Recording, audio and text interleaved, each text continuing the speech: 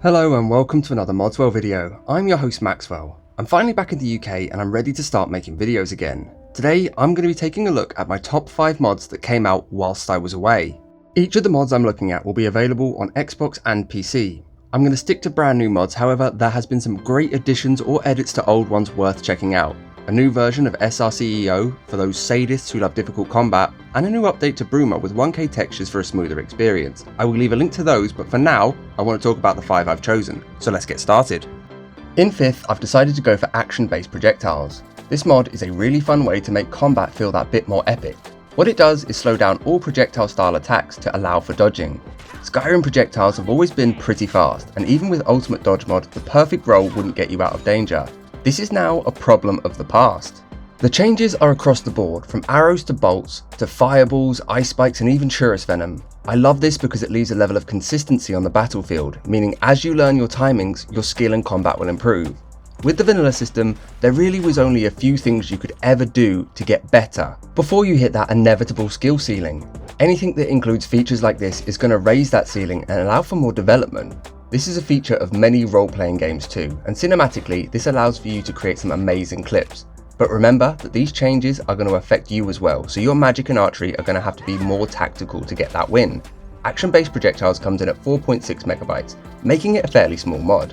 It's a really great addition to your combat setup. I highly recommend checking this one out, however do be aware that it may conflict with other mods that you're using that change projectile speed records. Be sure to leave this underneath for the best experience. In 4th, I've opted for Goblins and Durzogs SE. I know technically both of these were available individually already, but due to how this has been put together, I'm going to give it a pass. Once again, Willow has come through and ported us some of 4th Unknown's excellent work. This time, we get access to a new enemy faction. I'm calling them an enemy faction as we get several different types of goblins, as well as their loyal lizard hounds, the Durzog.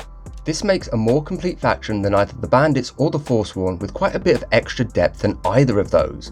You'll find these creatures largely around Falkreath, the Reach, and the Rift. In some occasions they're taking up old forts or camps, but largely they've created their own, which adds more variety to the look of the wilds. They're not to be underestimated either, as they move quickly and often surround you with overwhelming numbers.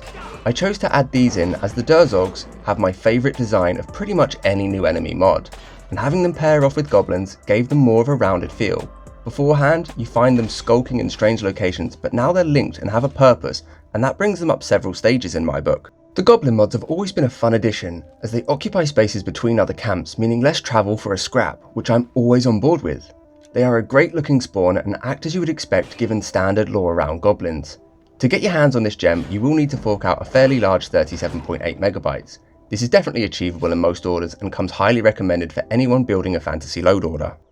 Let's move on to 3rd, where I've chosen BURP, B-U-R-P spell tomes. I'm creating a beautiful Skyrim load order, so when these popped up I was massively excited. In essence, these are going to retexture and mesh each spellbook in the game to something a little bit more magical, but I will break that down a little bit more. It does come in 2 different types. First off, we have the full version, which retextures each of these books to look different, even tomes from the same school of magic. For example, flames will look different from sparks or frostbite. This is such a fantastic and in-depth way to change up those boring and played out vanilla spellbooks. However, the full version is going to set you back a pretty substantial 148.7 megabytes. This makes it a great option if you're flush with space and building towards a mage load order. However, if you don't have that space but just want the graphical improvements, then you can go and grab the light version, which will retexture based on School of Magic. The aforementioned spells will all look the same in their tomes, like they would in the vanilla game. However, each school will look different. This mod is a much more reasonable 5.9 megabytes and will likely be the mod I use going forward, because I've kind of fallen in love with the design and not having them will feel like a travesty. The final thing to talk about is additional or edited spells, which will need a patch. Luckily, we have them all ready for the big dog packs.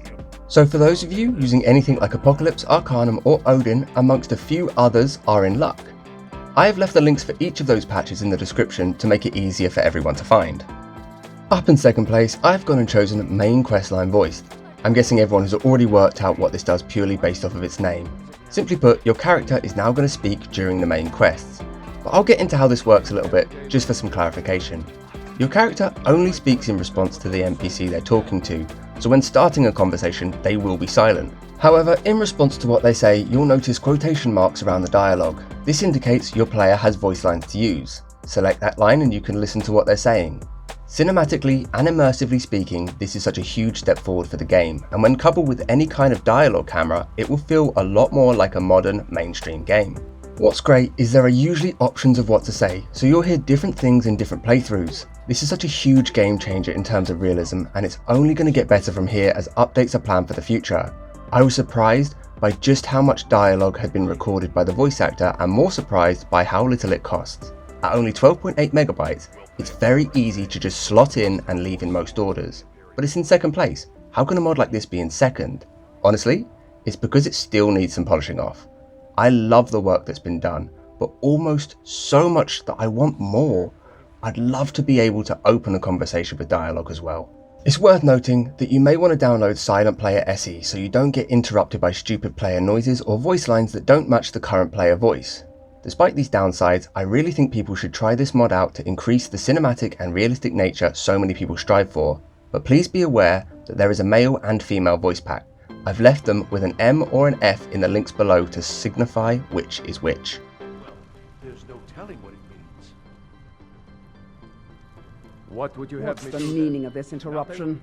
Jarl My Balgrup lord, is not please. receiving visitors. This is no time for rash action. Well, It is that imperative explains that why I the guard speak let you with the in. Jarl about Helgen. Come on then. Just- The Jarl will want to speak to you Who's personally. this then? So, you were at Helgen. You saw this dragon with your own eyes? By Yes, Ysmir, I've no Irilith doubt was right. it was a dragon. Its wings span What right you across say now Riverwood. prevents us. Shall we continue to trust in the strength of our walls against the dragon? My lord, we should send troops to Riverwood at once. It's in the most immediate danger. If that dragon is lurking in the mountains. The Jarl of Falkreath will view that as a provocation. He'll assume we're preparing to join Ulfric's side and attack him. We should Enough! not... I'll not stand idly by while the dragon burns my hold and slaughters my But with all people. that being said, what on earth came first? Well, it's time to let you know. I have opted for improved potion animation. For the longest time, the lack of animation in certain areas has diminished our immersion. Recently, we got actions like opening doors or looting, and this is the next step. Improved potion animations is going to have you finally drinking from the bottle. Gulp down a potion, well, now you can watch your character do that. Have a drink at the inn, well, now you can do that too. I can't remember the amount of times I've been asked for this or wanted it myself, but finally it's here. The ability to watch our characters drink, which, when I say out loud, seems a little weird. But nonetheless, this is something that we as a community on Xbox have yearned for. So to be able to increase the immersion with an animation like this is so well received. And it's doing more than just this for me as well. It's also slowing down my ability to heal using potions, which in and of itself is a great thing to have in a mod. When coupled with something that makes potions heal over time, is going to give a really nice experience. With all the new animations coming in, we can finally feel more in control of our characters. They make us think and act in different ways and completely reinvigorate the game. The porters we have, who are working ways around needing script extenders, are so big-brained it's unreal. Simply put, this is my favourite mod since I've been away because of how it performs.